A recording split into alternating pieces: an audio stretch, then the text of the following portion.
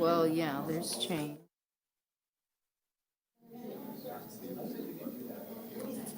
Just maybe.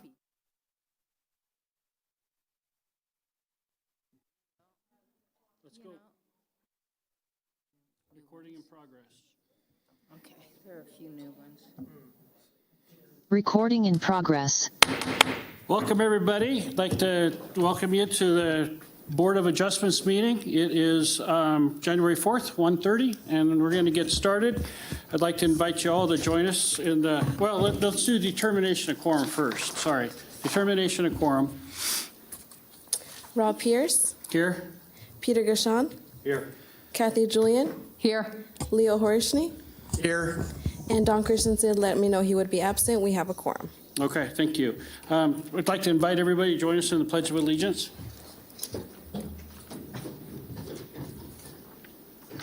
I pledge allegiance to the flag of the United States of America and to the republic for which it stands, one nation, under God, indivisible, with liberty and justice for all. All right, can we please have the ethics law announcements? Sure. Board members are reminded that if with respect to any matter or any person coming before the board today, you've received a gift or loan, you have a pecuniary interest, you have a commitment in a private capacity, such as family, employment, business, or similar relationship, or you provide a representation or counseling before an agency to a person or entity for compensation within the last year on a matter being considered, you must disclose that gift, loan, interest, commitment, or prior representation at the time the matter is being considered. You must furthermore abstain from deliberation or voting on the matter if it's clear that the gift, loan, interest, commitment, or prior representation would materially affect the independence of judgment of a reasonable person. Board members are also reminded under the Board of Adjustment rules, if you've had any contact outside this meeting with any person interested in a matter coming before the board, you should disclose the nature of that contact at this meeting. Additionally, to provide public comment, you may appear in person, by telephone, or Zoom. To provide public comment via Zoom, you can use the link on the agenda and utilize the raise hand feature during any public comment period. To provide public comment via telephone, press *9 to raise your hand and *6 to mute or unmute your phone. Thank you. Appeal procedure, please, Mr. Lloyd. Yeah, most decisions rendered by the Board of Adjustment are appealable to the Board of County Commissioners. If you disagree with the decision of the Board of Adjustment and qualify as an aggrieved person or party, you may appeal in writing within 10 calendar days from the date that the decision being appealed is reduced to writing, filed with the Secretary of the Board of Adjustment, and mailed to the original applicant in the proceeding being appealed in accordance with Washoe County Code. Please call the planning staff immediately at 328-6100 for information on the appeal procedure and the application fee. Thank you. At this time, I'd like to open up public comment. I just want to remind everybody it's 3 minutes or less. Do we have any public comment? This is for general public comment. I don't have anyone for general public comment in chambers, and no attendees via Zoom. Okay, thank you. All right, moves us on to item number 6, approval of the January 4th agenda. Has everybody got a chance to look at it? Are we good with it? Can I get a motion? I'll make a motion to approve the January 4, 2024 agenda. Okay, and I'll second it. I'll second Oh. All those in favor say aye. Aye. Any opposed? No. Thank you. Moves us on to number 7, approval of December 7th draft minutes. Everybody get a chance to look at that? Are there any corrections, or can I get a motion to approve as accepted? I'll move to approve the draft minutes from the December 7th, 2023 meeting as posted. I'll second. Okay. All those in favor say aye. Aye. Aye. Any opposed? Motion passes. Thank you. All right, that brings us on to number 8, hearing items. This is amendment of conditions, case number WAC 23-0015 for Sparks Mustang. Mr. Lloyd, can you please announce it? Yeah, we'll do. For hearing, discussion, and possible action to approve an amendment of conditions to amend Condition 1C for special use permit case number WSUP 21-0026 in order to extend the expiration date of the special use permit for an additional 2 years. Representing Washoe County in this matter is Planner Katie Stark. All right, Katie, thank you. The floor is yours. Good afternoon. Katie Stark, Washoe County Planning. The case before you is Amendment of Conditions, case number WAC 23-0015 Sparks Mustang for special use permit WSUP 21-0026. The request is to extend the expiration date of the special use permit for an additional 2 years. The project's located on a 36.57 acre parcel north of Interstate 80 along the frontage road at exit 23 in Mustang. This is the site plan that went along with the original special use permit request, showing the proposed warehouse, storage area, and parking locations. Background, the special use permit was heard by the Board of Adjustment on November 4th, 2021. The property was in use at the time as an industrial materials processing plant, and the site was heavily disturbed. The special use permit request included major grading, as well as a request to vary grading and landscaping standards. The Board of Adjustment did partially approve the special use permit, approved the major grading, allowing the 2-to-1 slopes around the warehouse, requiring 3-to-1 slopes around the storage yard, allowing finished grade to vary by more than 10 feet, not allowing any variance to the landscaping standards, and requiring access for an adjoining parcel. Washoe County Code Section 110.810.65B does allow a request for an SUP time extension in writing prior to expiration. The original expiration date was November 8th of 2023. The applicant did submit their extension request via writing with the amendment of conditions application on November 8th of 2023. The applicant has stated that the request is based on the need to review site development options. Staff did review a preliminary building permit set of plans associated with the special use permit in October of 2023, and multiple corrections were required in order to meet those SUP conditions. So this 2-year extension would allow them to come up to the requirements that already exist in that special use permit. We have the original condition 1C that referred to the 2-year expiration date. And then you can see the proposed amended condition. The only change is altering that expiration date to November 8th, 2025. The application was sent to the original reviewing agencies for review. None of those agencies had a concern with the extension of time request. 31 property owners were noticed within a 5,500-foot radius. Staff is able to make the required findings and is recommending approval.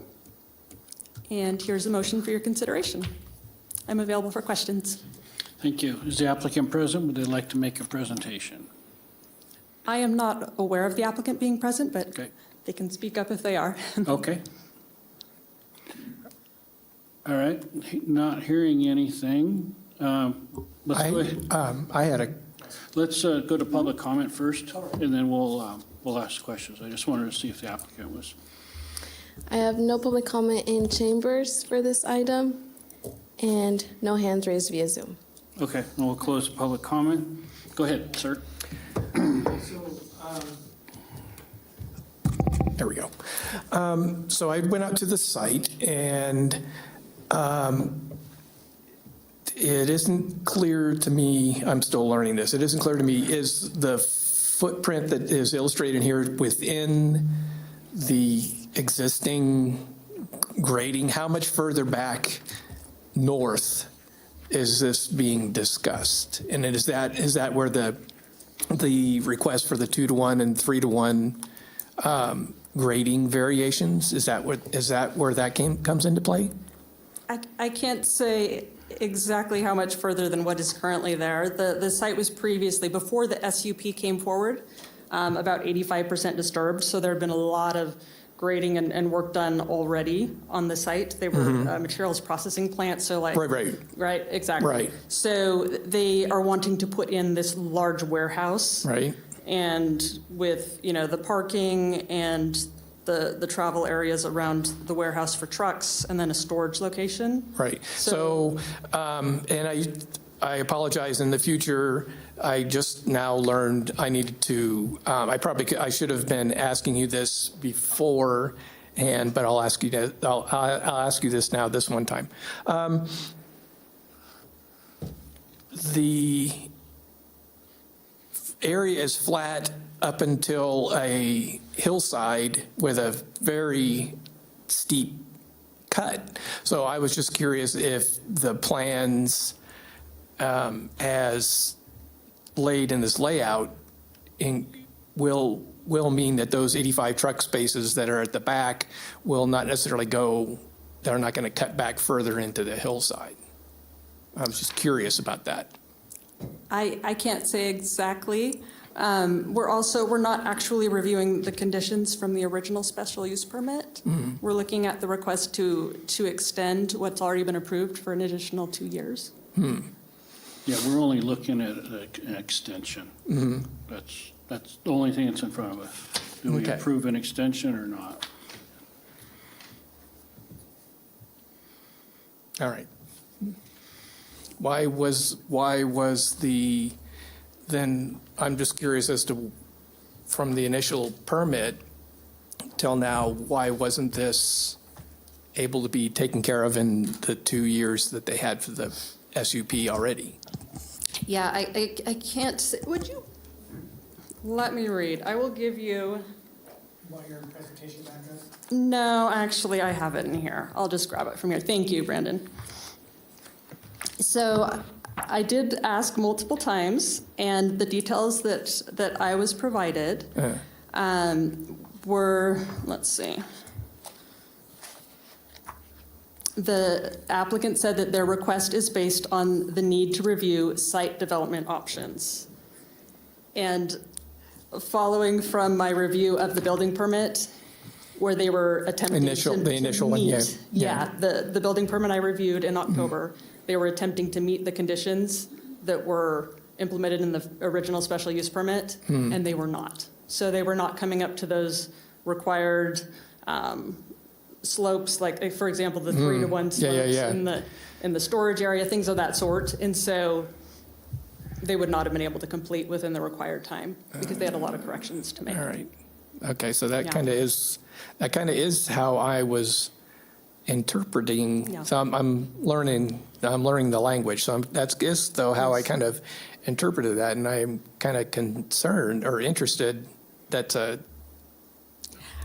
yeah. I'm sorry, I can't give their specifics for And for I why will. they didn't achieve in the 2 years. I will have these questions of you off in between in the future. So Okay, thank you. Any other questions? Okay, I'll entertain a motion if we don't have any discussion on it. Go ahead. I'll make that motion. Peter Gishon, for the record, I move that after giving reasoned consideration to the information contained in the staff report and information received during the public hearing, the Washoe County Board of Adjustment approve amendment of conditions case number WAC 23-0015 for Industrial Realty Group for Sparks Mustang LLC with the conditions included as Exhibit A to this matter, having made all 5 findings in accordance with Washoe County Code Section 110.810.30. Wonderful. Do we have a second? I second that. Okay, we have a motion and a second. All those in favor say aye. Aye. Aye. Any opposed? Motion passes unanimously. Thank you. All right, that brings us to 8B. Administrative permit case number WAD-MIN 23-0017 for the Litzcom Garage. Mr. Lloyd, will you please announce that? Yeah, for hearing, discussion, and possible action to approve an administrative permit for a 4,000 square foot detached accessory structure that is larger than the residence on the same parcel. The residence on the parcel is 2,870 square feet. Representing Washoe County in this matter is Planner Tim Evans. All right, floor is yours, sir. Go ahead. Thank you. Thank you. Tim Evans, planner. So the case before you today is administrative permit case number, excuse me, WADMIN 23-0017 for Litzcomb Garage. As you can see on the screen, the project is located at 195 East Sky Ranch Boulevard, and it has APN 534-11302. So this parcel is 1.002 acres. It has surrounding parcels that are similarly developed with dwelling units and accessory structures of similar size. And it is located in the Spanish Springs area plan and has the low-density suburban zoning.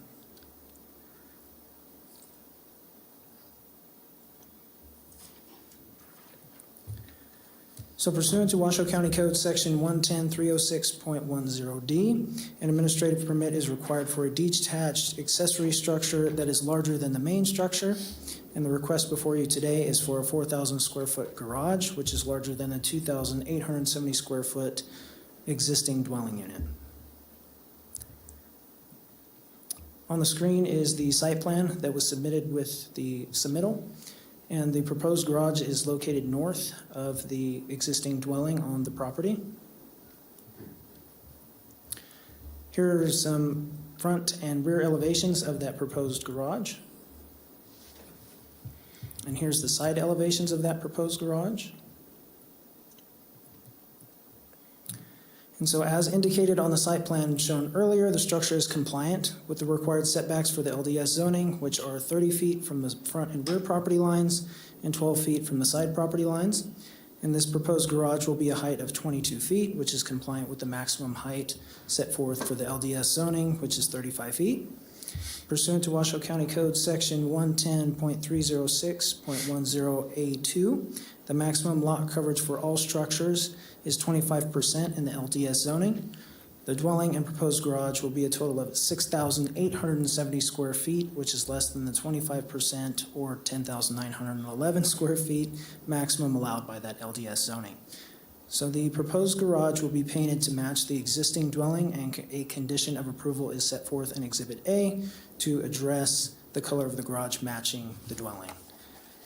The garage, as you can see on the screen there, will not have any lighting or be connected to any water. So the project was sent to 9 agencies for review, and 2 agencies responded with conditions, and those are included in Exhibit A of the staff report.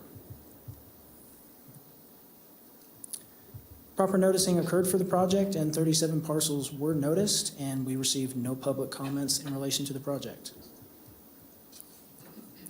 Staff is able to make all 5 required findings as detailed on pages 8 and 9 in the staff report. And staff recommends the Board of Adjustment approve administrative permit case number WADMIN 23-0017 and provides the following motion on the screen and in your staff report. And I'm available for any questions, and I also believe the applicant's representative is available as well. Okay, does the applicant wish to make a presentation? I'm here, I don't know what to present, so no. Okay, good enough. All right, we'll open it up to public comment. Do we have any public comment? I have no public comment for this item in chambers and no hands raised via Zoom. All right, we'll bring it back to the board for questions and discussion. I just have one question. Go ahead. Kathy Julian for the record. Were there any community comments, public comments on this that you received by mail or email? No, there was no comments. Great, thank you. Okay, seeing no more questions, so I'll accept a motion. I'll move to approve it. I will second Well, it. no, I need to read it. I move that after giving reasoned consideration to the information contained in the staff report and information received during the public hearing, the Washoe County Board of Adjustment approve administrative permit case number WAD MIN 23-0017 for Aaron Liscombe with the conditions included as Exhibit A to this matter, having made all 5 findings in accordance with the Washoe County Development Code Section 110.808.25, consistency, improvement, site suitability, issuance not detrimental, and effect on a military installation. Okay, we have a second. I'll second that. That's Leo. Okay, Yep. all those in favor, say aye.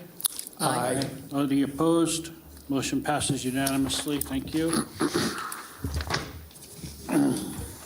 That leads us on to 8C, special use permit, case number WSUP 23-0035, Cobble Hill Grading. Mr. Lloyd, will you please announce it? Okay, for a hearing, discussion, and possible action to approve a special use permit for major grading resulting in disturbance of up to 1.02 acres for the site for temporary material processing. So representing Washoe County in this matter is planner Julie Olander. All right, Julie, floor is yours. Thank you. Thank you. Good afternoon, Julie Olander for the record. So this is a special use permit for Cobble Hill Grading.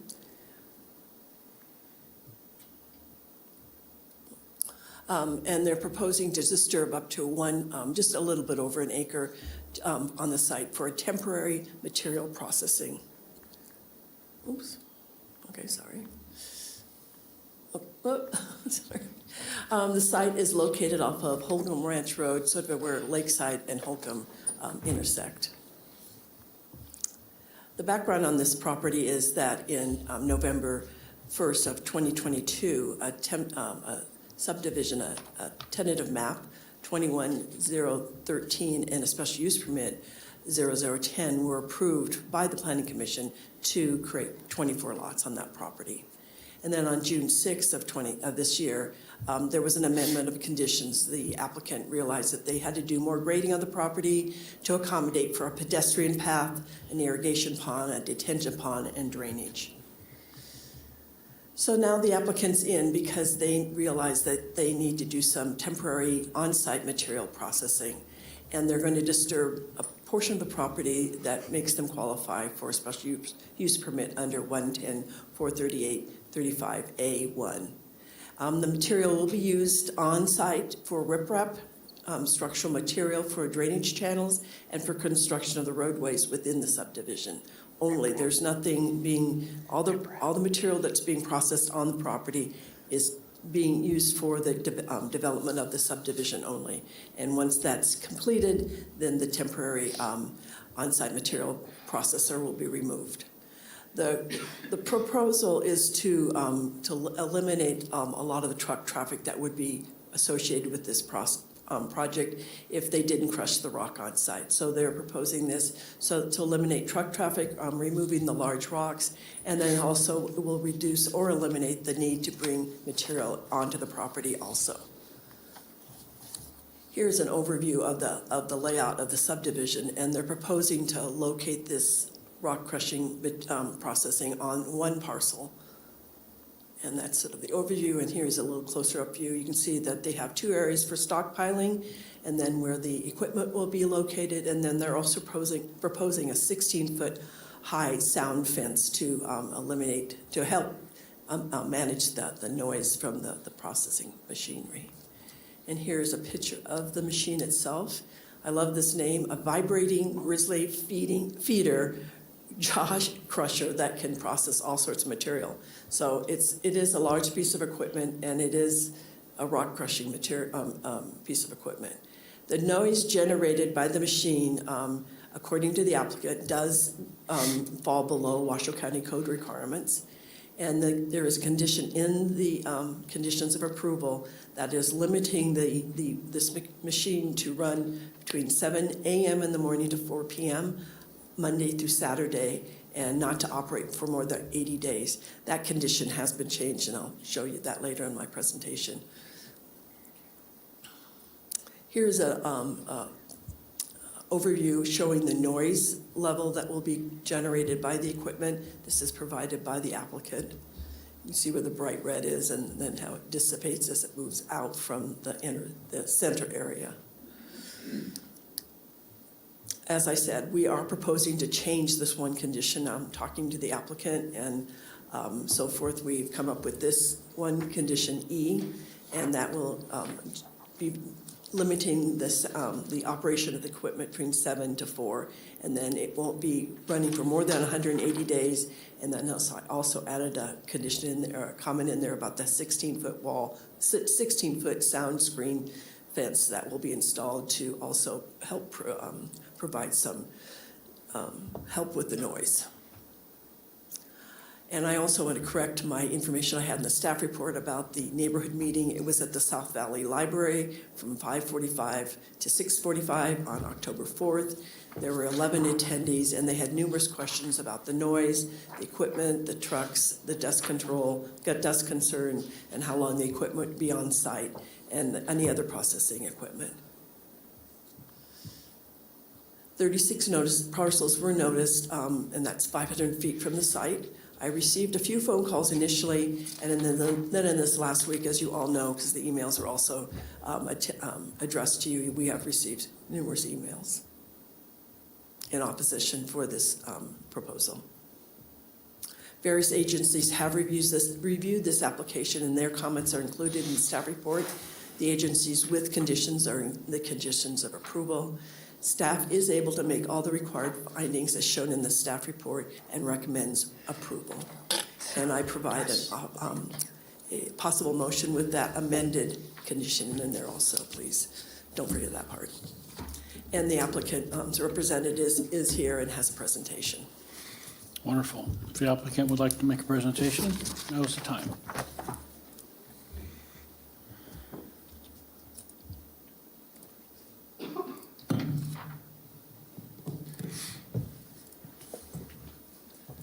Do you have my presentation? It's coming up. Oh, okay. I'm just too fast. I apologize. For the record, Dave Snellgrove, I'm planning manager with CFA Bowman. Appreciate being here before you today, and we have this request. Julie did a very good job in covering the basics of the application request. Location a little bit farther out than what Julie had identified. Shows the overall area, and the two yellow lines coming off of there are basically the ways out. A truck route would have to go either to the east on Holcomb Ranch Road or have to go to the north on Lakeside. You have one of two choices there. When we went through the tentative map application, traffic in general was a big concern. There's another case here in the general area that I know larger trucks, this one being horse trailers, has been a big concern, and construction trucks also move at a little bit slower pace, can create the same concerns. When we were looking at this, we did, my clients who are both online in Zoom land today, Roger Davidson and Adam Giordano. Roger apologized, he's here in town, but he's got a medical thing going on where he can't come down, doesn't want to expose himself to other people. But he's available if you have any questions, as is Adam. When we went through this before, we had looked at doing this on a site that was known as Braesview at one point, and that got changed to the name of Glen Haven. That's farther down on Foothill. We did a neighborhood meeting on that, and we realized we didn't have all the information neighbors needed. We never brought an application forward on that one, and kind of learned some lessons out of that. And part of it was we needed to understand the noise information better. With this application, I'll go through that in greater detail later in my presentation. If the noise levels had come back where we were drastically going to be exceeding, or we were going to be exceeding the county thresholds, we wouldn't even brought an application to you. Fact of the matter is, and I'll go through that information later, is that even without the 16-foot sound screening that's conditioned, and we have put it into the plans, we were already below the county thresholds with the noise that's been estimated. So Julie covered, we were asking for a major special use permit, or major special use permit for major grading, and the 1.2 acre site, and this would be temporary material processing. It's a piece of equipment that you can't really have on there, and it does crush rocks. It will emit noise. I'm not going to candy coat it. It does emit noise, and I'll go over that as the noise consultant has some estimates. Some of the things out of this is that there will be a reduction in overall trucks. A&K Earth Movers who ran this estimated out the total tonnage that they thought that we'd generate, thought we'd need off of the information that we had at hand. They're estimating about 1,800 construction truck tripped of reduction, which you thought was fairly significant. Julie and I talked about the condition. I know the condition 1E was originally written up 7 to 7 p.m., which meets the standard conditions that you list for construction activities on any site. Usually, we had identified during the neighborhood meeting that we would go 7-4. So we made that match up. Julie and I did that just in the last 2 days.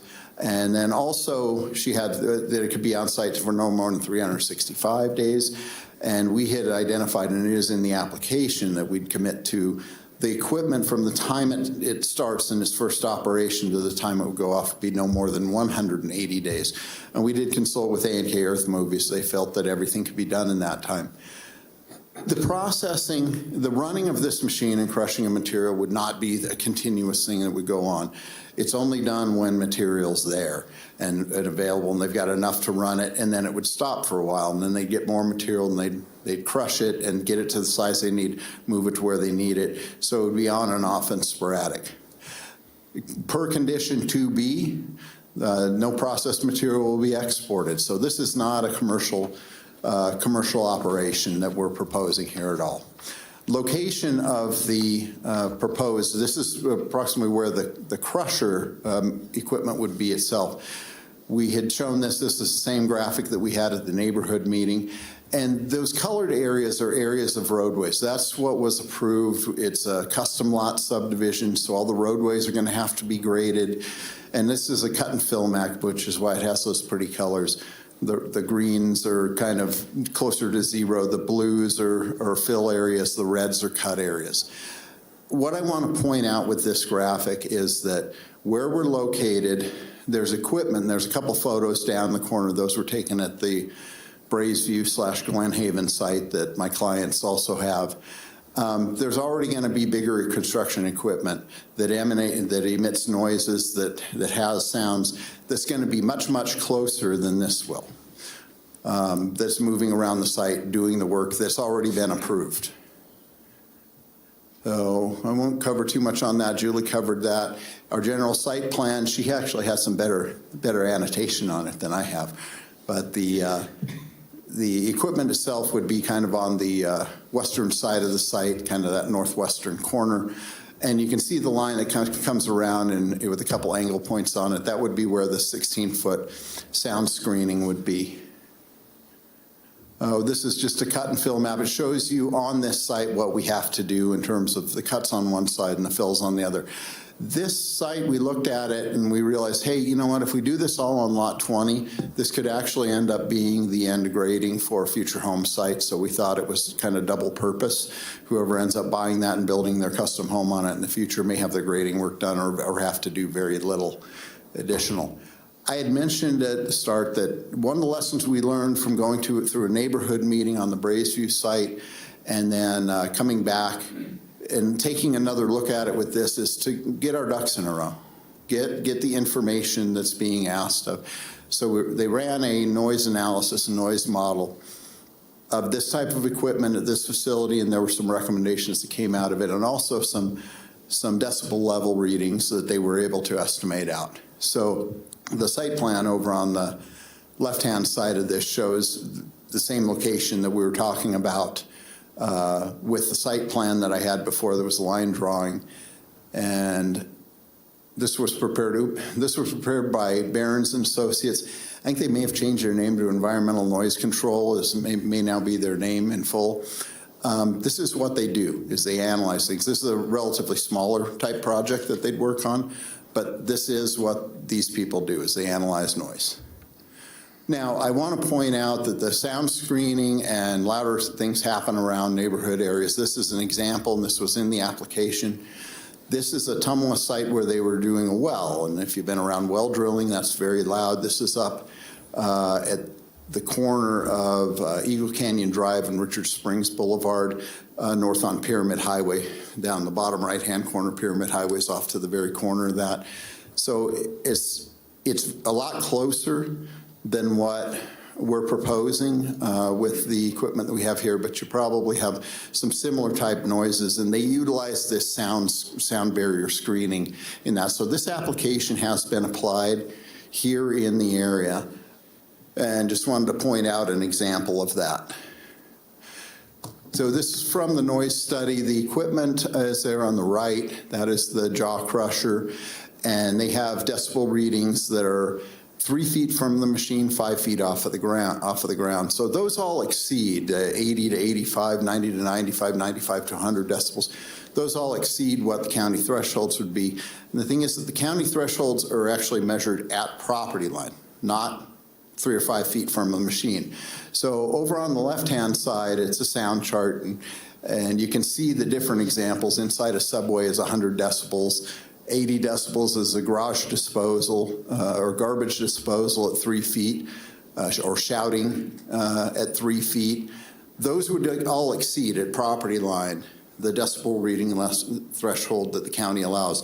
The yellow bar in there is at 65. That's the threshold that the county requires you need to be at or below. So where the green box that I have there is the decibel readings that we've gotten to with the mitigation. And I will point out that even without the mitigation, we were under the county's threshold. And the mitigation that I'm referring to is that sound screening.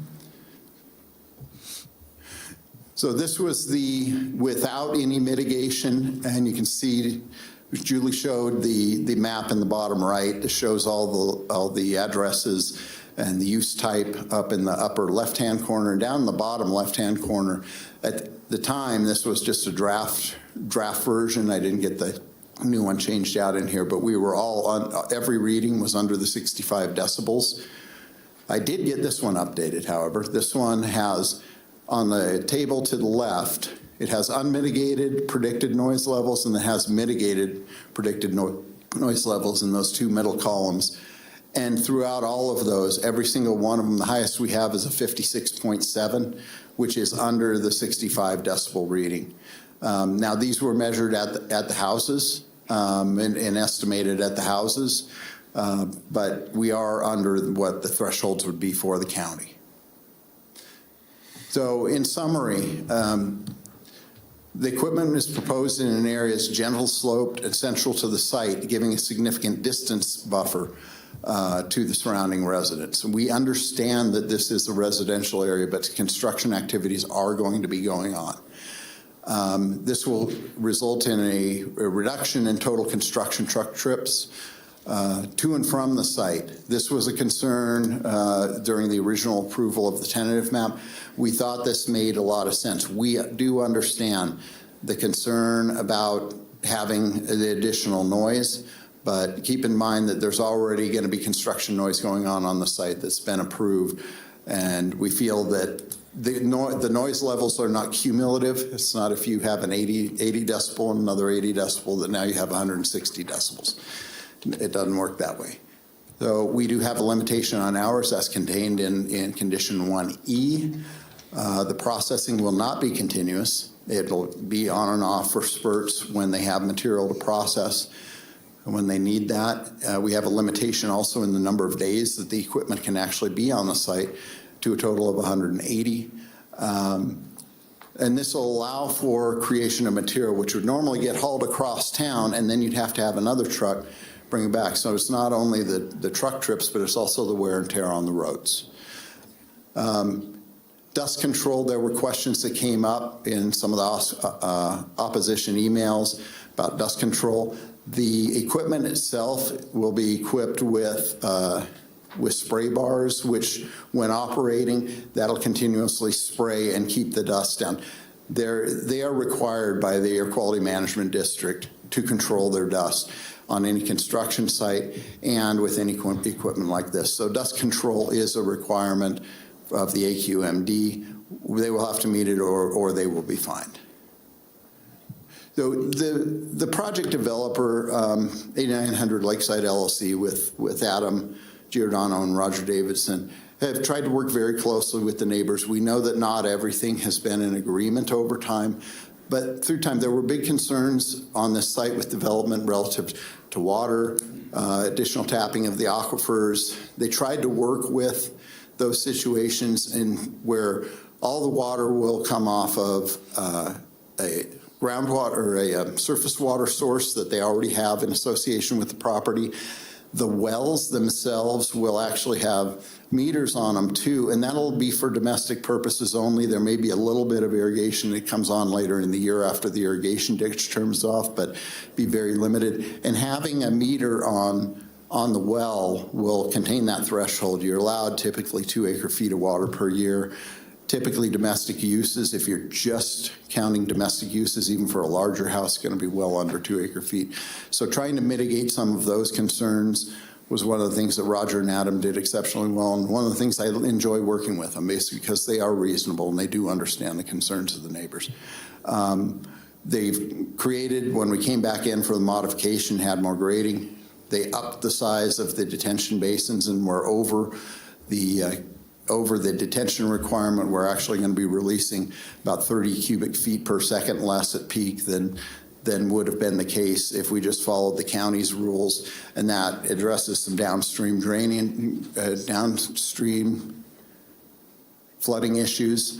Also, there's an emergency access that's in this that probably will benefit the neighbors uphill to the west of us more than it'll benefit this subdivision. Next one. So with that, I'll close my presentation. We are in agreement with the staff's analysis and recommendation for the request. We, as does staff, believe that all the necessary legal findings can be made. The applicant agrees with the conditions and the change that Julie mentioned, and we respectfully request your approval of this application. Thank you. At this time, let's open it up to public comment. Do we have any public comment on this matter? And I want to remind everybody it's 3 minutes or less. I have Art O'Connor. Art, you have 3 minutes. Please state your first and last name.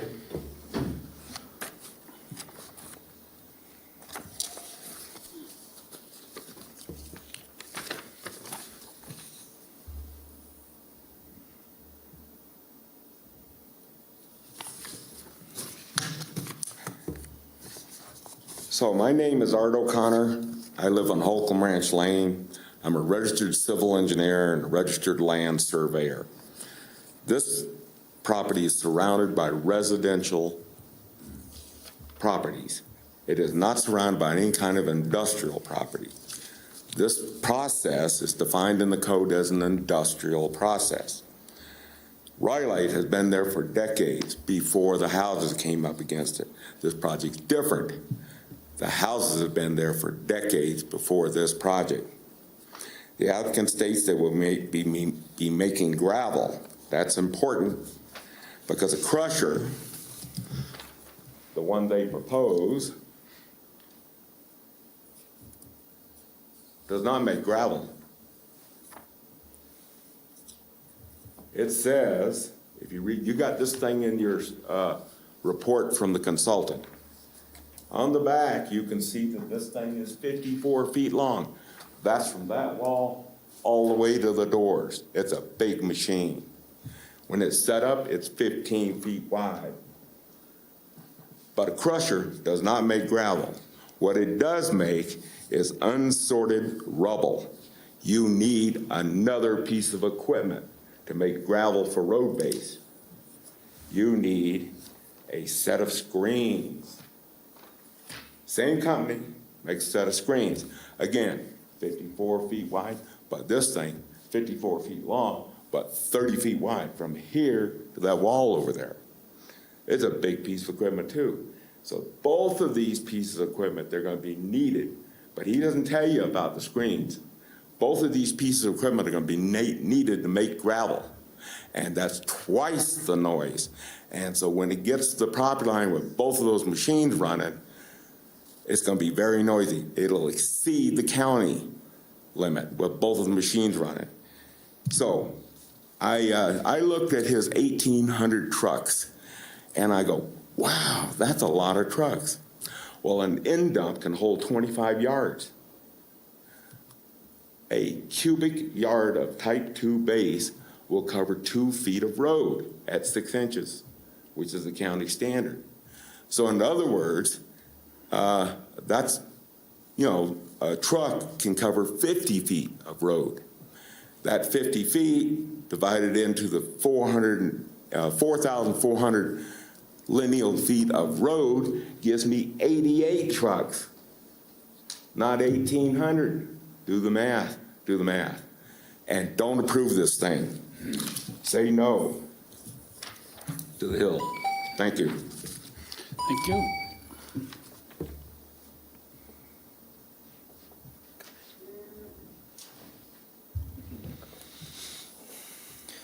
I have Pete DeGrazia. Pete? I don't see him here. Okay, I have Rich Lawson. Please state your first and last name for the record. Please speak Into the microphone, please. When you're ready to start, state your name and then. Okay. My name is Rich Lawson. I've been a resident of Washoe County for 38 years, and I've lived just off of Holcomb Ranch Lane for 22 years. I participated in 2 short meetings with Roger Davidson, as well as some of the other local residents on site last year, where some of the water issues were discussed, and I agreed at the time that Roger seemed to be making a bona fide attempt to take care of some of the concerns. However, with the addition of this crushing unit, jaw crusher, I completely changed my position on where we are with this. As Art said, this is a 54-foot long machine that weighs 52 tons. It can crush a rock up to 21 inches in diameter, and it can do this for up to 400 tons per hour. At 8 hours, that's 3,200 tons per day. Now, they say that this was to add this was to reduce the truck traffic on Holcomb Ranch. I find that hard to believe. I think this was an economic decision because it's cheaper for them to bring in a loud piece of machinery and do it on site than it is to pay for it and have it trucked in. That means they also know how much material they need for the roads, the berms, the drainage material, and possibly the dam for the retention pond. But nowhere in the planner's report is that tonnage or cubic yard of material given. And that's what's going to determine how long this runs and how much noise it makes. So that was they have more information that they're not providing. And what I want to do is show this that I have here. This is very important.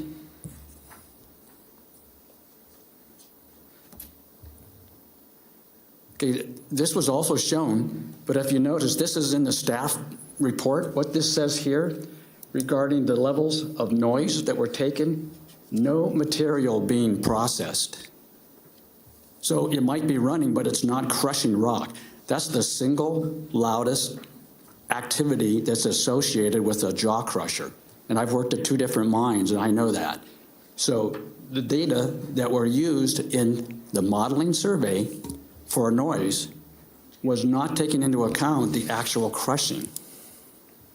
And again, it's just a model, and it has data that's not good that it's starting off with. So I don't care about grading 1 acre here. What I do care is about how many thousands of tons or cubic yards of material are going to be crushed there, and also that inaccurate data were used in this modeling. And I think they knew it because that was missing from the other slide that was up. Thank you. Thank you. Rhonda Schaefer. Please state your first and last name for the record. Hello, I'm Rhonda Schaefer, also a resident of District 2. Pete Lazatich and Ron Palmer would like to have spoken in opposition to the rock crusher today. However, health issues prevented both of their attendance. How can anyone feel it's appropriate to put a rock crushing machine in a residential neighborhood for a year? I was unaware that they were backing it back to 180 days when I wrote this. Would you want you and your family to be subject to a random, unscheduled crushing activity starting at 7 a.m. almost every day, 6 days a week? In addition to the percussion, noise, and assault on the nerves, the dust and reduction in air quality would be unacceptable. Driving down Lakeside, not only will we be subject to the visual assault of the overflowing dumpster and seemingly permanent rental container on the denuded dirt lot of a neighboring commercial property, but we would also get to experience a 16-foot-high, 3-sided wall in the midst of never-ending construction activities. The application indicates the machine has already been fabricated. Is this another case where for a for-profit business in this residential neighborhood moves forward to purchase an expensive structure or machine even though there is no approval for such? Why does the planner suggest approval of 365 days, well beyond the requested 180 days? I live next to 3 parcels where existing homes have been demolished to make way for new ones. One is completed while the other is in process, and in each case, the contractor has been sensitive to the needs of the neighbors. I would hope the new homes at Cobble Hill can be constructed in as considerate a manner. This would not include rock crushing. As a long-term resident of District 2, I am appalled that our residential neighborhood is being subjected to such challenges to our property rights and quiet enjoyment. Misleading and inconsistent applications are being accepted and supported by staff reports. The county needs to enforce and comply with code requirements and start protecting the people who live here. Thank you for listening to me. Thank you. Joanne Zupin.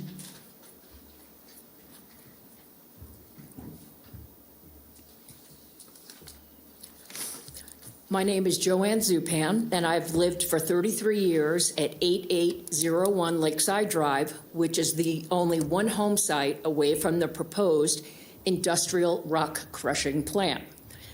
I attended the neighborhood information meeting that was held on October 24th, 2023. I opposed their proposal along with all the neighbors that were in attendance. We did not agree on hours of operation or the duration of the rock crushing project, and there are inconsistencies in the Barron's Noise Control Report. We will all be subjected to noise and dust pollution. The issuance of a permit would be detrimental to the public health and the adjacent properties.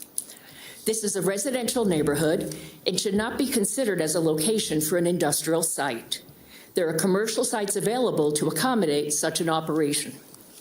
Would you want to live next door to such a facility? The developer does not live here, and he stands to profit millions from this project as my neighbors and myself are subjected to all the safety risks associated with the development. Please deny this misleading application. Thank you. Patrick Douglas.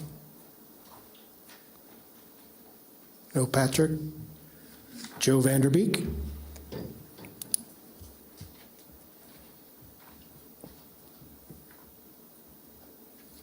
Hello, I'm Joe Vanderbeek, and my husband and I finished building our home at 8771 Lakeside Drive just over 3 years ago, and we're next to Joanne, so we're 2 houses away from this project. We were very happy to move here, to be in a nice, quiet, rural area. Normal construction is to be expected, but not a loud, dusty, and intrusive rock-crushing plant that belongs in an industrial site.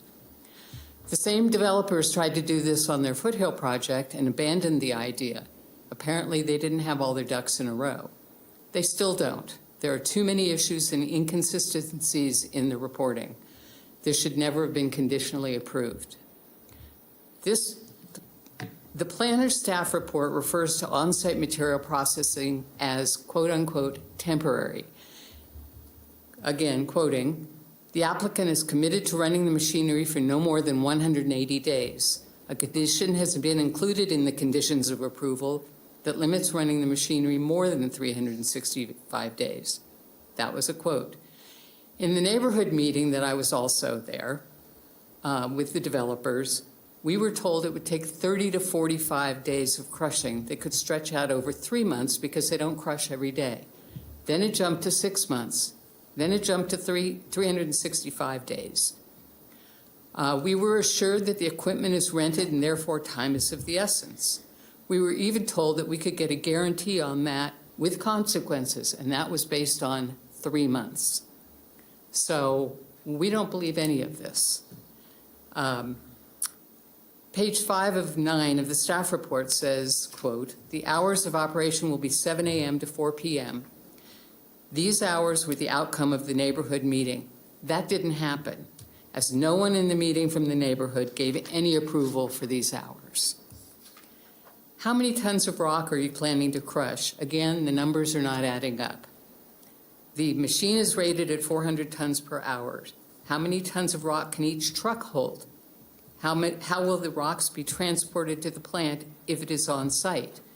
Are they going to have trucks transporting it to this 1 acre property? This will all impact the noise and dust. Sound barriers, such as those on a freeway, don't really absorb sounds as much as they defer it. The homes next to them don't get as much noise as those a block or two away. That's not going to help our neighborhood. A bigger concern is the dust control. I have $1 million landscaping job, and I want to know how you're going to guarantee that, because that's a lot of dust coming out. Every neighbor in this meeting, in our meeting of October 24th, was against the rock crushing plant. It should be done in an industrial site. Thank you. Thank you. Jill Brandon. Can I have that overhead, please?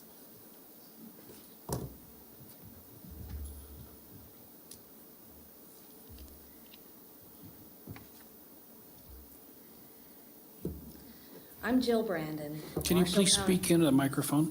I'm Jill Brandon, a Washoe County resident for 32 years. We disagreed about the safety risks associated with this development due to access onto the lakeside curve, but we understood the county's approval since it complied with the single-family HDR zoning. However, there was absolutely no mention of turning this site into an industrial rock-crushing disaster.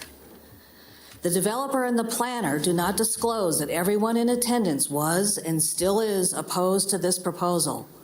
The site is not suitable for an industrial rock crushing plant. This is a beautiful residential neighborhood, not a remote industrial site. The machine's name says it all. It'll turn our neighborhood into a vibrating grizzly. Go to the Rhyolite or Reno rock crushing facilities and hear and see what this is really all about. How would you like this in your residential neighborhood?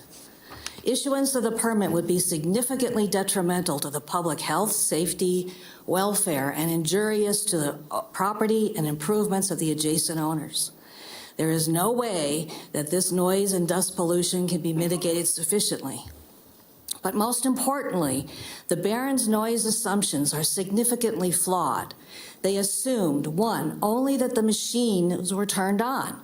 No rock was being crushed or screened. Doesn't that offend you as an assumption when this is supposed to be approving a rock crushing plant?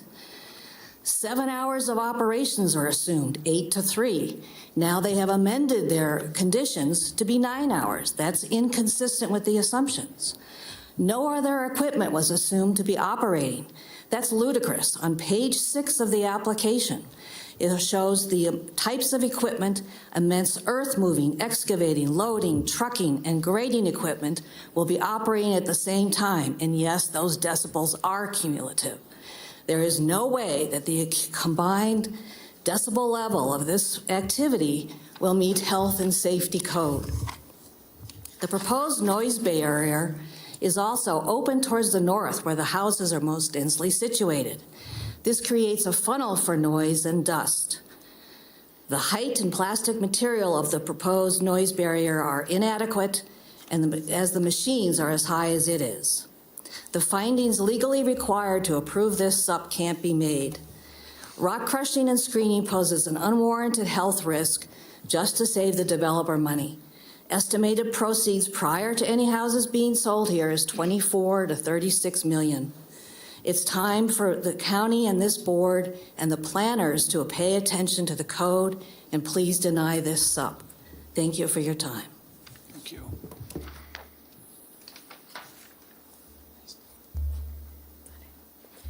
We have no further public comment in chambers, and I have no hands raised via Zoom. Okay, then I'll close the public comment time and bring it back to the board for discussion or questions. Go ahead. I have a number of questions, and I'm not sure whether staff or the applicant could apply, and I do have a number, but I'll ask a couple right now.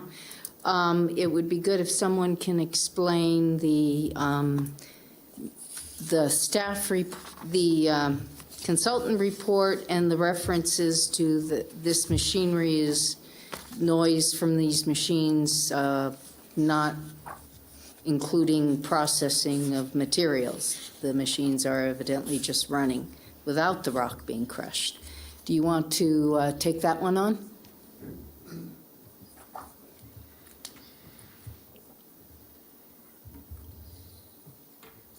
Do you have Roger Davidson on the Zoom call? He was logging in earlier. I called him. He's the one that couldn't make it here in person today. Yes, Roger is on. Roger? Yeah. Roger, you guys had the communications with Barron's. Do you have any response on that?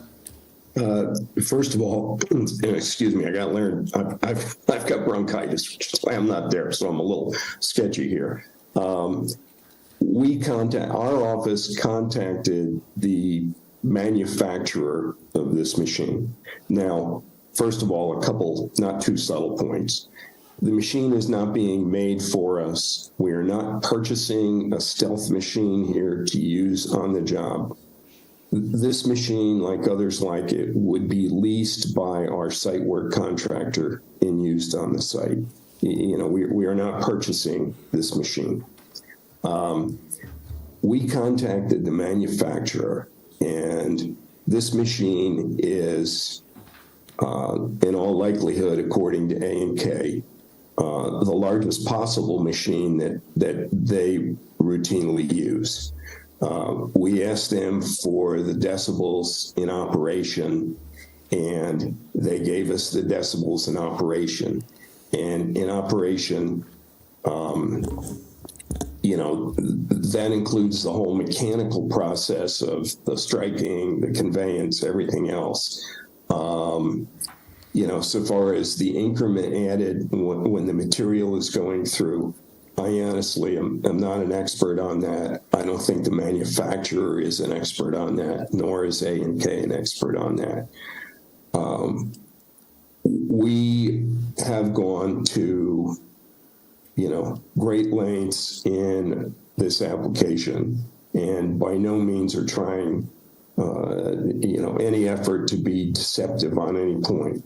For example, on the tonnage, you know, we are making structural material, as Art says. We are also making extensive amounts of riprap and other class materials for the ditches, the drainage ways, the emergency access.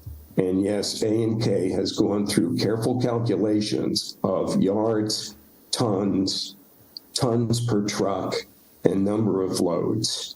This is not a manufactured number. This is a calculated number. You know, there is no deception going on here. Now, also, let me mention that as far as this being industrial equipment, by definition, all of the equipment on site is industrial equipment. It's not residential. And the machinery which is going to be used on the site over practically every square foot, many times right up to the property line, some of those individual machines are as noisy as this is. Yes, noise is cumulative, but not in the sense that it is added to one another. You know, two 80 decibel machines do not yield 160 decibels. You know, sound travels and is dissipated according to the inverse square, and distance is its friend. We asked Barron's, who do this for big projects, what we could do to better insulate neighbors from the process of this equipment. And they suggested the screening. They went over different types of screening, and in their professional opinion, having used screening over the Western United States, this was the best choice. The equipment does have copious water being applied to it anytime it's turned on. Just like we have water trucks on the job all the time when earthwork is being done. We are not fans of dust at all. and we go to great lengths to control the dust. When it's too windy and we can't control the dust, we cease work and go home. Now on the hours, the routine hours on the site are from 7 to 3:30. And this machine, like others like it, does work only intermittently. The material, all the material that is going through this machine comes from the normal excavation of roadways and pathways on the site. And that process, that material is then sorted and some of it crushed. And all of it is used back on the site. We are in a sense, very realistically, recycling this material. This material is there now. For us to export this material and bring in other material is a huge impact on the roads, on traffic, on the school buses, everything. And everything is a compromise. We realize this. The site work on this project, by definition, is noisy and intrusive. We try to be respectful of our neighbors. You can check with our neighbors on our other project. A&K is a local company, been in business since 1957, and they are very professional and very respectful. This is not a helter-skelter operation. We work with them hand in glove. We try to do the best we can humanly do on every project. We're not, quote, typical land developers. We live here. We are a family operation. And, we work very closely with every part of our organization to try to do things that are a credit to the neighborhood, not a detriment to the neighborhood. And that's about all I can say. Thank you. Roger, could you please state your first and last name for the record? I didn't hear you. Yes, certainly. First name is Roger, R-O-G-E-R. Last name Davidson, D-A-V-I-D-S-O-N. Thank you. You're welcome. Commissioners, the one thing that Roger did mention, and I'll let you ask for it, but I will let you know that we had a slide at the neighborhood meeting. I have it as one of my extra slides in this, running through the calculations of the 1,800 truck trip. So I'm happy to show that. I'll have to have my presentation back up. Okay, I'm getting back to the first question, though. So am I to understand that the noise levels mentioned here that are before you count in any rock going through the machine? And the noise levels that are below the 65, unmitigated, are also before you put rock in the machine? That's just a simple question. Yeah, may I reply? Thank you. Roger? Yeah. We brought this up with Kevin at A&K, and also, gosh, and I don't remember who it was in the machinery business. And they said that the material, the noise of the material going through the machine is obviously a consequence of the size, shape, feed rate, hardness of everything else. But that their experience was that the decibel level would go up by a maximum of 5 to 7 decibels at the machine, but that it could be, that would be the maximum, that it would not be lower than that, but typically running it would be lower than that because the material being put through it is inconsistent in size and hardness and feed rate and everything else. But to answer your question specifically, we were told that the incremental maximum decibel increase at the machine would be 5 to 7 decibels. And that is at the machine, not at the property line. But we can't measure it because it's immeasurable, but that's what we were told, ma'am. Okay. The issue of the gravel and the need for another machine, are you saying that there will be no further need for a second machine to bring the size of the We believe that materials that would be down? in sorting, and sorting state is your name. allowed. Please state your Oh, sorry, again, for the record, Dave Snellgrove with CFA Bowman. I believe that sorting is allowed. We have sorting on other sites here in the area that doesn't need a special use permit or any type of particular review. You know, I think that's something probably better for the county to answer in terms of sorting, but you are allowed to sort your material. Yeah, we're sorting it in Haven now.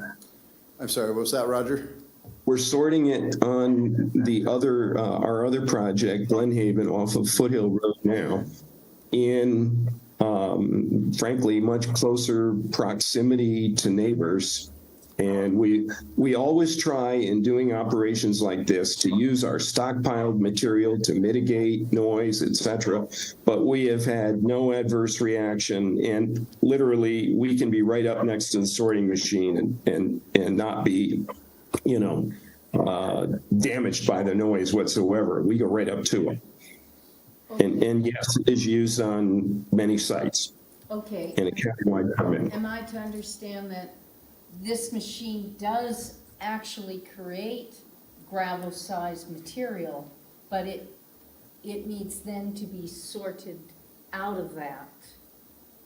What's created by this machine? I'm going to give you a couple different answers to that. And one is this machine apparently can be used for that, but according to Kevin at A&K, it is not the most efficient at that, and they would not use the sorting on this machine if they thought they could sort it more efficiently on a second machine. Okay, and by sorting, it is also crushing it into finer pieces, correct? No, it's not. It's putting it through screens, and then it goes on a conveyor belt and is, you know, put into piles on different sides of the machine. It is not a very obtrusive operation. I mean, I've been there. We're going to need material that's small aggregate size for underneath the road base, and we'll also need larger size for riprap areas. So that's one thing that Mr. O'Connor didn't recognize, is that, yeah, we have drainage requirements that we need riprap for. We also have the road base, which was assumed to be 1 foot in depth. I can't remember if he said 6 inches or what depth he had, but yeah, we need a lot of different size materials, and rather than hauling it off-site and having it brought back on, we feel it makes a lot of sense from a lot of different levels to utilize what's on site already. Okay. I just want to ask you guys, if you're going to answer the questions, please state your name for the transcriber. I'm sorry. No worries. Thank you. Sorry. Dave Snellgrove for the record. That was the last one. I'll let other people, if they have questions. Peter Gashon for the record. I would be curious about your 1,800 truck calculation, and how many days would you anticipate if you needed 1,800 truckloads to come into the site? How many days of effort is that? Let me go back to, I pulled this directly out of our neighborhood presentation. And what this has, we need structural fill, the top portion, then we also need riprap, 2-to-1 slope areas, and drainage improvements. It gives the total number of cubic yards for each and calculates them out into tons. A&K Earth Movers did all the calculations here. The third bullet, or third item down, takes the total of the 26,000 tons plus the 10,300 tons, gets the total tonnage and assumes 20 tons per load, and comes up, if you do the math, at 1,815 truckloads. In terms of the days, we did have that in our neighborhood presentation, and they were thinking at that time, and that was even before we'd worked through all the stuff. I don't know, that was in October, so it was at least a couple months ago. They had about 30 to 45 days, I think, was of crushing that would be going on. All that material that was in our neighborhood meeting is available on the neighborhood hub site. It's all been publicly available, and it was presented that night. So as mentioned, this would be on and off, intermittent, only as we have material there. They'd crush it, they'd get it sorted, and then they'd get it out onto the site. And then they'd have nothing to crush for a while, and then they'd get more to crush as they start working through the site. So this would be on and off. There was talk about hours per day of this going, and there's a concern that if we have, it's allowed to be 7 a.m. to 4 p.m. By the condition, that would be the earliest time we could start it and the latest.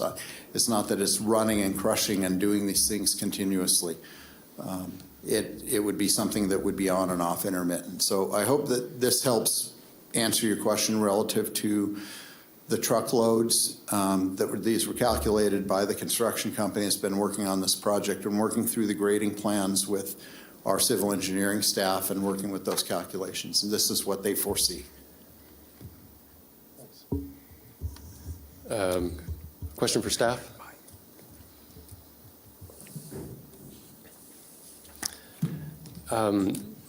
Sorry for such a threshold question here, but we're looking at an SUP for grading.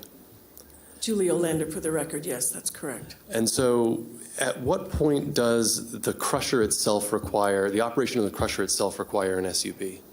So this is a temporary use, and so there's nothing we have in code that specifically spoke to this.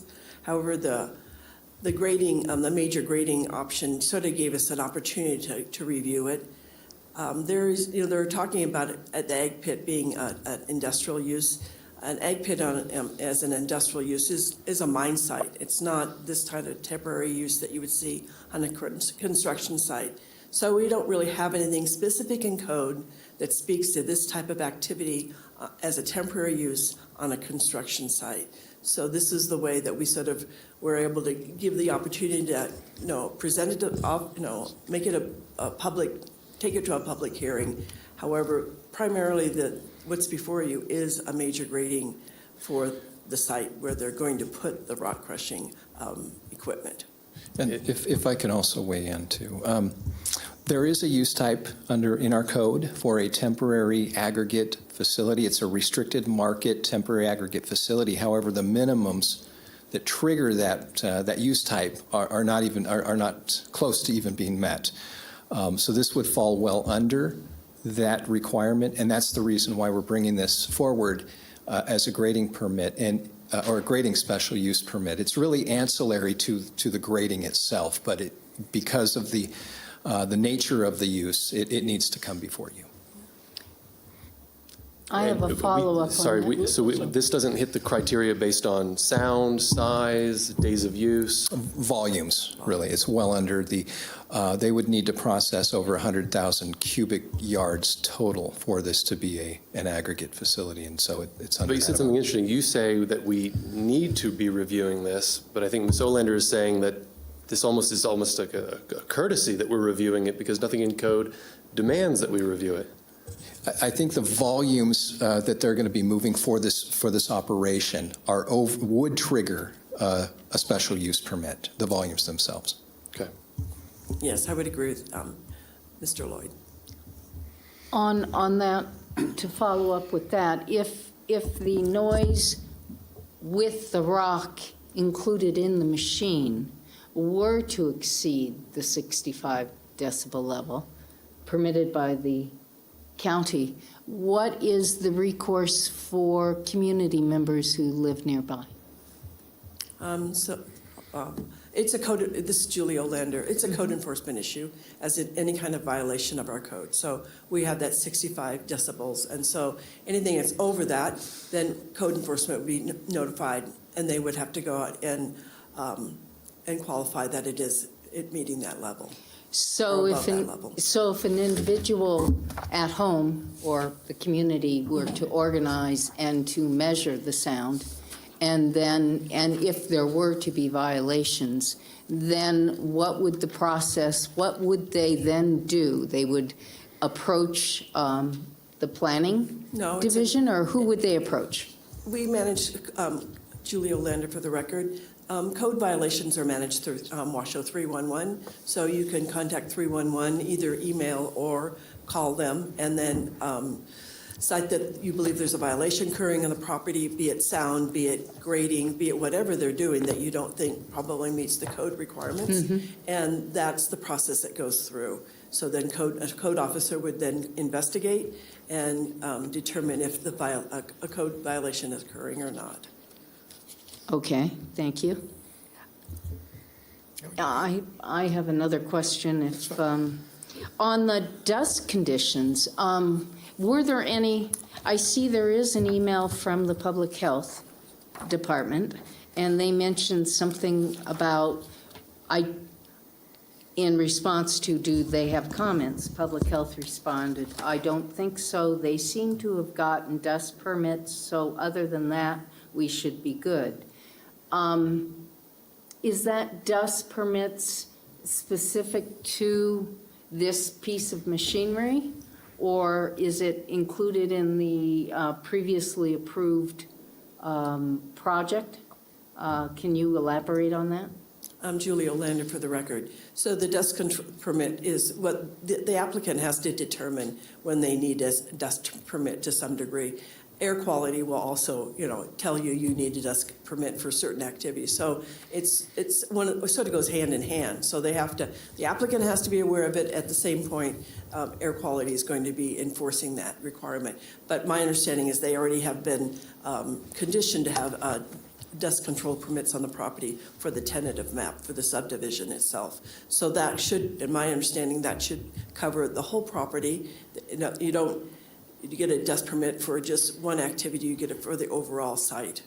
So that dust permit would set a level that is the maximum level and would monitor, someone who monitors to that level. Because I guess my concern would be that this addition of the equipment in this operation would escalate the level of dust to a point that wasn't originally envisaged when they got those previous dust permits.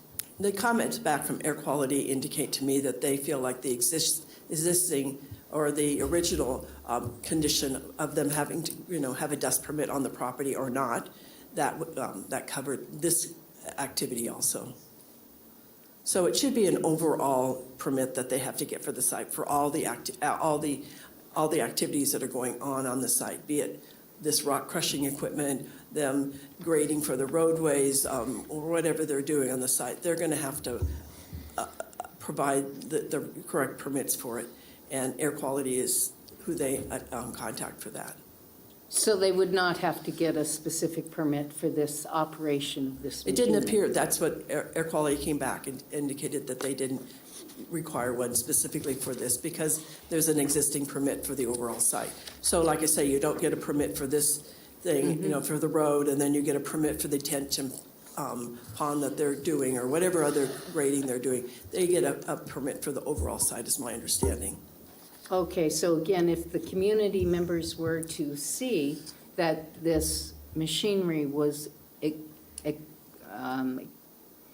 creating dust to a level that they were concerned about, they would then call 311 and complain. Is that? It would be, again, in that situation, air quality would investigate.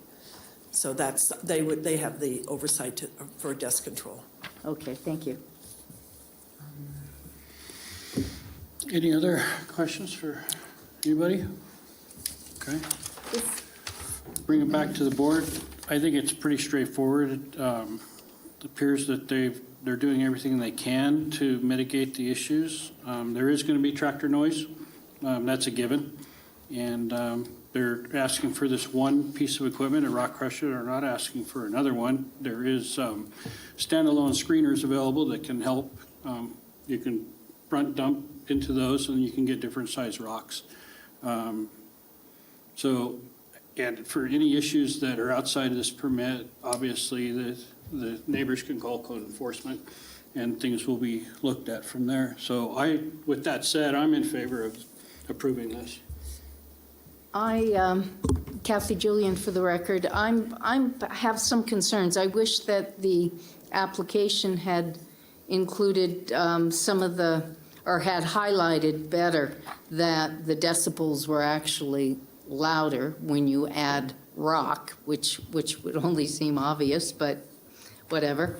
I do understand and appreciate that this will reduce the level of traffic on that road, and I did go out and look at that site, which happens to be right next to that stable project. And it is very heavily trafficked. And I can certainly see the rationale for wanting to have, to eliminate the need for a lot of trucks, dump trucks going up and down those roads. So I get that point.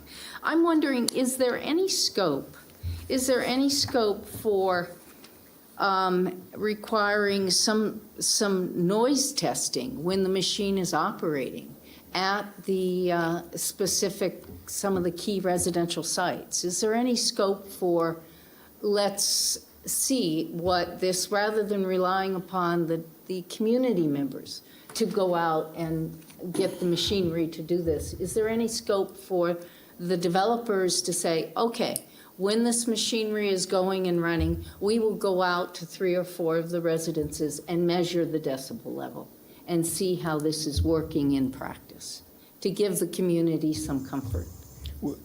Would you suggest prior to them beginning operation, or at what point in the overall operation of the facility would you want that Well, I measurement think to take place? realistically it would have to be when it is in operation.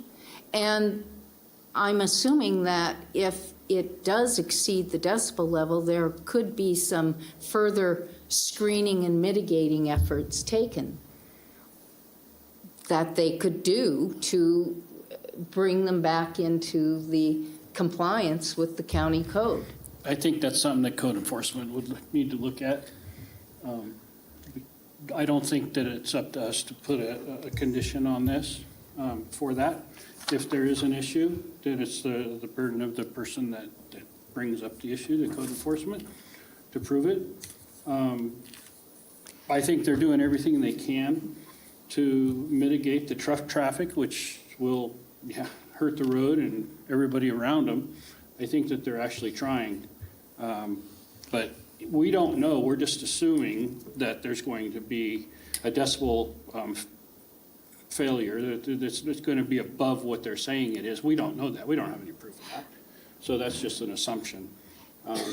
With all due respect, I think, and that perhaps this is simply a difference in philosophy, when I look at page 3 of 9 of the staff report, and it talks about our role as a board in terms of proposing mitigating efforts to make a project less detrimental to the community, I do think that that is within our scope to do where it's reasonable. And I do share your view that the developer has made efforts to respond to the community. They came back with a reduced number of days.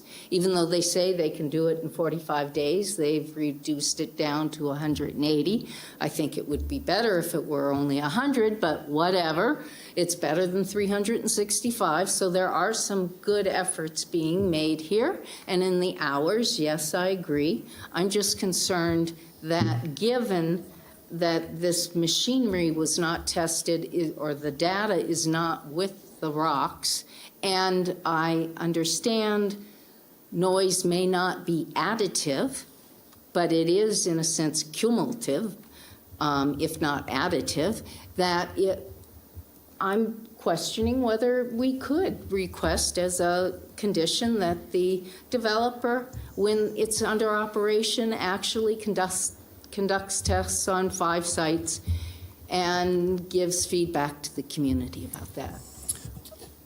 Certainly, the board has the purview of adding such a condition.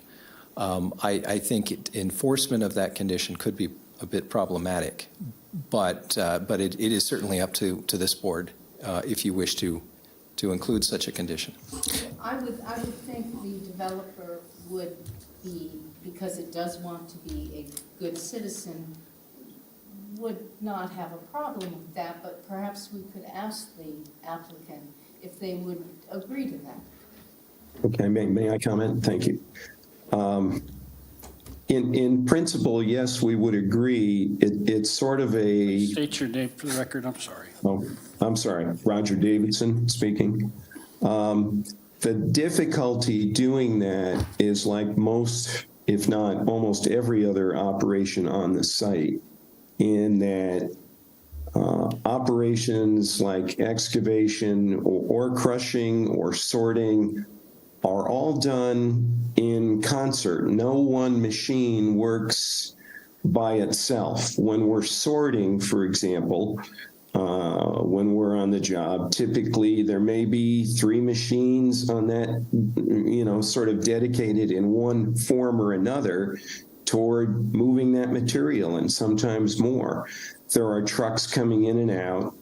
There are loaders loading the screening machine, or loading the load. There are excavators getting material to the loaders.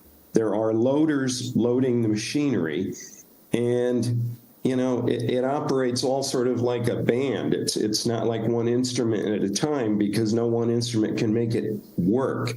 So I'm not saying we're not agreeable to trying to do our best here, but I'm saying the very nature of this process, like every process in construction, A&K has all sorts of machinery operating on different parts of the same operation.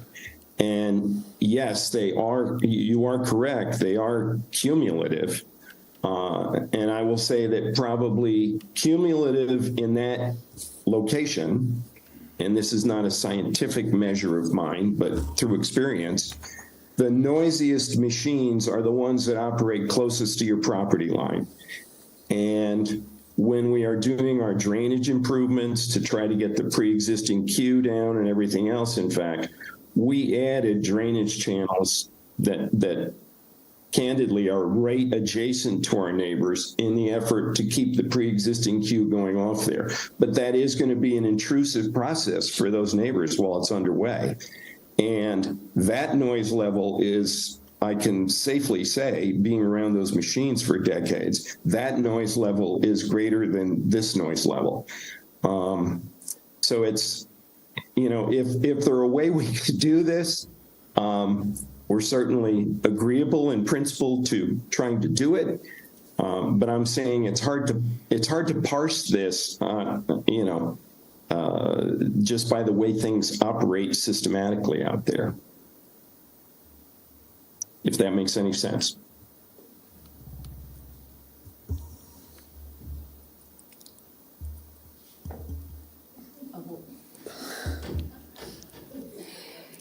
It feels as though one cannot assure the community that this machine process will not violate the county code of 65. That's what it sounds like to me. But in getting to the issue of the fence, is it possible there in the condition you have reference to the fence? Is it possible to make sure that the fence is of the quality that is recommended by the consultant? Sure, if I may answer that. It's my recollection that we are obtaining the sound screening certainly through the recommendation of a certain specific make, model, and specification from the sound engineer. I don't recall whether they are through the sound engineering company or a third party. But I will say we had asked them if we could go with a taller screen, with a 20-foot screen, and initially we were certainly willing to do that, and they said that because of the wind conditions here, they were hesitant to recommend that because they thought it could be, with the wind we sometimes experience, it might be damaged. These are, they call them sound blankets. They're not solid surface. They try to absorb much more than they reflect. They do go on a temporary framework. Now, we are certainly willing to go back and look at the 20-foot material and see if that could be configured, which we had originally looked at. I can't say here today that If it's safe, I'll commit that we will do it. If it appears that it might be unsafe in wind conditions to people working there, we're going to be reticent to do that, obviously. But if the people that engineer the sound barriers say that it will withstand typical wind conditions, we are willing to do that. Just wait. Okay, thank you. Would it be possible for the condition to reference, and I'm irrespective of 20-foot or what, that's up to the company to decide, but reference the quality as recommended by the consultant in the condition itself? Absolutely. Meet or exceed. Yeah. This is Julie Olander for the record. I just want to explain to you how we measure sound. It's not, like, if you hit that decibel at 65, here. So our measurement, timing and number of measurement per code is a 24-hour measurement shall be taken. The sound level shall be the average of an hourly reading with the I'm not sure if this is LDN or how it's, or the day-night average sound level weighing. So it's an average of 24 hours. So you have to, listen to it 24 hours. Then they break it down to an hourly rate.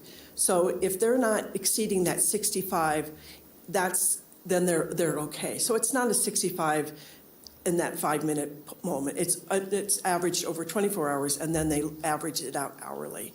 So you need to realize the measuring of it is another calculation that needs to be taken into consideration and looking at the noise. Okay, so that would be something that the community needs to be aware of that. Well, it's in our code, yeah. Well, right, but the details of the code. Yeah, that you're right, yes. Because it wasn't clear from the consultant's report that was the case. Yeah, measuring noise is very challenging, and a lot of times you'll get intermittent noises that are really high, and people think that's, going to be, violating code. But then you go out and you have someone that's qualified go out and measure it over that 24-hour period, and they don't meet the criteria because it doesn't average out correctly. Okay, thank you. So just to keep that in mind.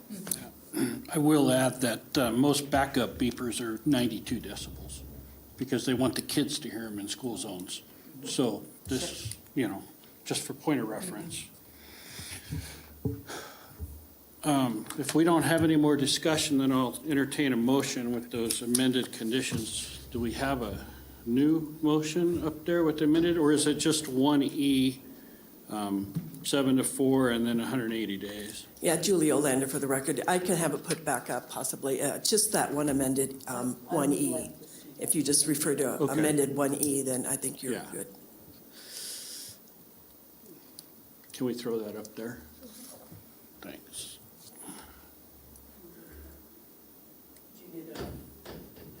I'm doing it. Just give me a second.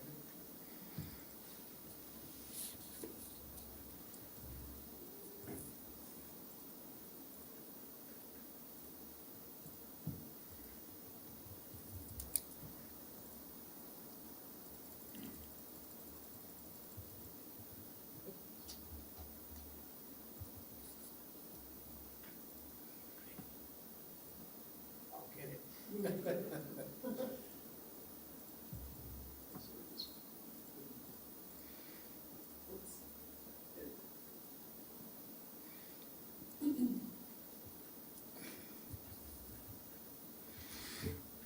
Good.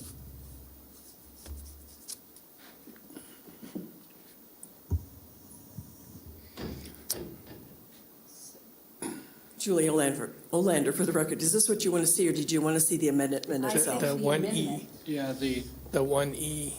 The what you guys are referring to, 1E. That's what you're amending. That's what I'm proposing to amend that 1E condition to. And that adds that 7 to 4, and then also the 180 days, and then the 16-foot wall or fence. So that's all I was proposing to change. Okay, so we can read right off that. Okay. Somebody want to make a motion?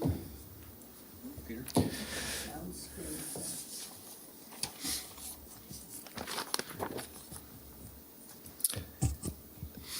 I suppose my suggestion would be to include some reference to the consultant's study in there after sound screen things, as per consultant's recommendations or something like that. Isn't that what the Exhibit A was listed or referencing in the motion? I don't know. I might be misreading it. Can you help us with that, Julie, please? Julie Olander for the record. I'm not sure, Member Julian, what you're speaking to have changed. You want to change the wall? Well, simply, I see a 16-foot. The developer had mentioned that 20-foot was suggested but might not be safe. So I'm simply suggesting to put after a 16-foot sound screen fence as per the consultant's recommendations, to be specific about what kind and quality of fence this is going to be. That's because that would seem to me to be important, given that sound is the critical issue here. I'm trying to just figure out how we can make sure that we mitigate the critical issue of noise as much as possible. So are you wanting to that's have the all language that's exactly in the staff report? I mean, I think the other thing is, I don't wish to be over prescriptive. Okay. Because well, I think that this captures it, and as I've stated in other situations, the conditions capture the essence, but also the staff report is also, you're approving also the staff report. So what's stated in the staff report, I mean, this is maybe a shortened version of that phrase. Okay, I So understand. both- okay. Yes, thank you, and of course, the community members know that when they are reviewing and monitoring this project as it is developed, that they should go back to the staff report and make sure it's consistent with the staff report. So that's So, fine, yes. thank you.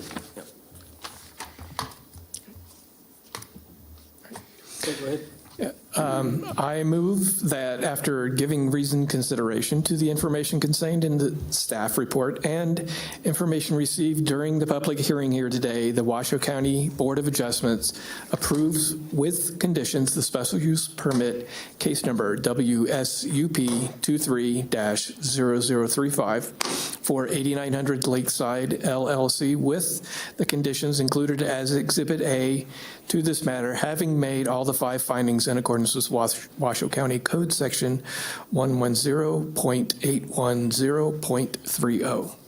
And is amended as in one. And as amended today with the staff report, item 1.E. The 7 to 4 days and 180. 7 to 4 day, or the operation, hours of operation from 7 to 4 for no more than 180 days. Perfect. This is Rob. I'll second that. All those in favor say aye. Aye. Aye. Any opposed? Motion passes unanimously. Thank you. All right, that brings us to future agenda items. Does anybody have any future agenda items? I do. Okay. I would like to have that discussion on neighborhood meetings, and I would like to have a better understanding of how we can ensure that, for instance, comment cards that are provided at a neighborhood meeting are shared with the Board of Adjustment, so that we do understand fully what goes on at the neighborhood meeting. I started to listen to the recording, and it takes quite a bit of time to listen to the recording. It would be great if we had a bit of a summary of the key points that came out from community members at those meetings. Because remember, the neighborhood meetings are replacing, in a sense, a review by the Citizens Advisory Board.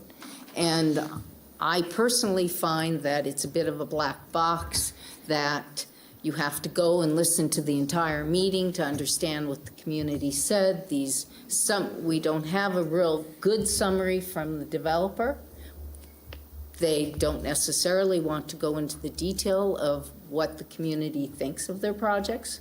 So I would think that we should be having those comment cards both online and provided to us, at least with a link. And perhaps in the staff report, give us a link so that it's easy to see, this is where we go for the recording, this is where we go for the summary cards that have been provided through the neighborhood meeting, in absence of a good summary of the neighborhood meeting. And that, if we wish to have a discussion of that at another meeting, would be great. And what's possible and what isn't. I have I definitely second that. I don't know if that's something to move, but anyway, I concur. I would like to know, since this seems to be,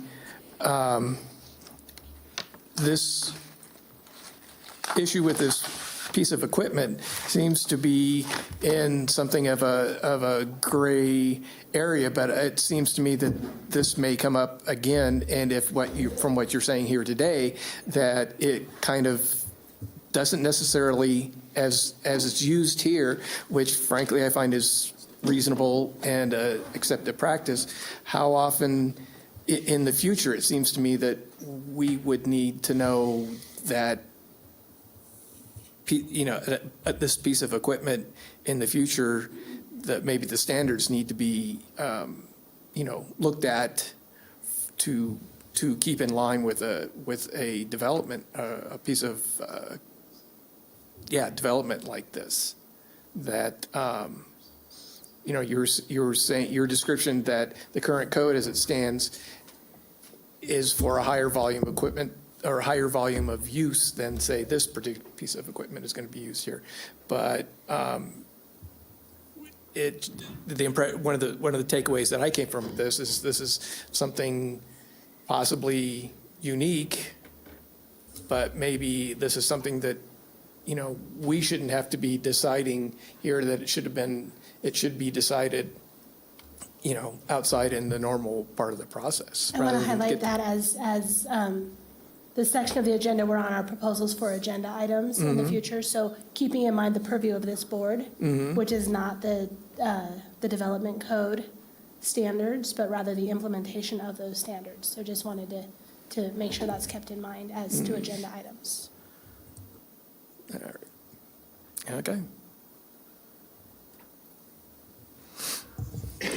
But just to clarify, the neighborhood meeting, Kathy Julian for the record, the neighborhood meeting grade would fall under this in terms of the staff reports and so forth. That's certainly something that you could add to an great. agenda and have a discussion on as a board.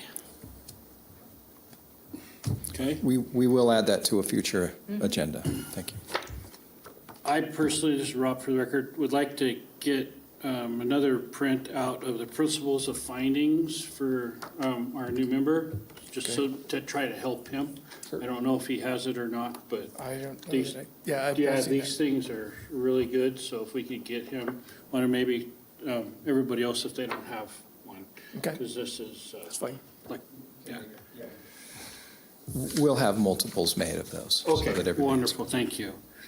All right, if there's no other, we'll move on to number 10, report on previous Board of Adjustment items.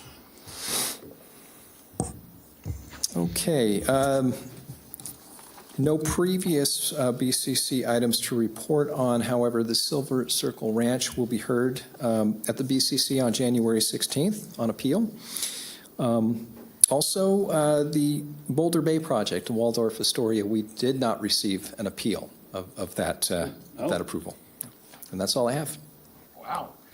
Okay, legal information and updates. No legal updates. All right, at this time I'd like to open it up to general public comment. Do we have any general public comment?